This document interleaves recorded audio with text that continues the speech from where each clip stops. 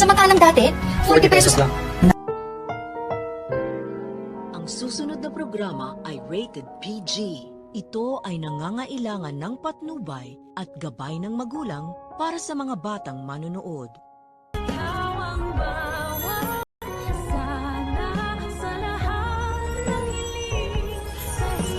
Dito isang aso, naka-red na damit, at saka naka-red. Kung kayong dalawa kaya ang palusin ko siya.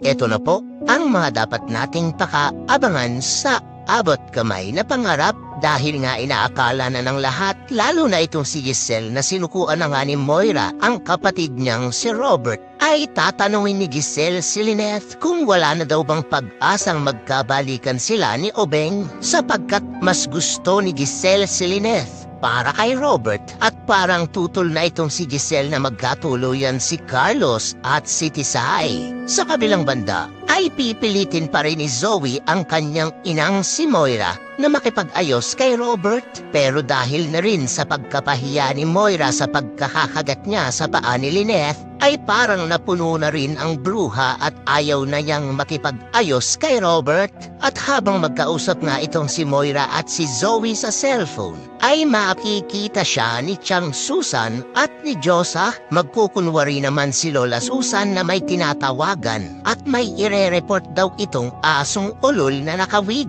Nakapula pa nga daw ito ng damit. Mababaling naman ang atensyon ni Moira sa matanda. At parang may gagawin na naman itong si Moira, nakatarantaduhan. Hay nako, ang late naman talaga ng barangay sa abot kamay na pangarap at lagi yata nagkikita itong mga to. Huwag nga lang sanang magtagumpay itong si Moira sa masamang balak niya sa matanda at kay Diyosa. Kaya naman kung nais mo pa ng mga latest updates and happenings sa abot kamay na pangarap, ay huwag mo namang kalimutang mag-like, share and subscribe, and please hit the notification bell. Salamat sa panonood.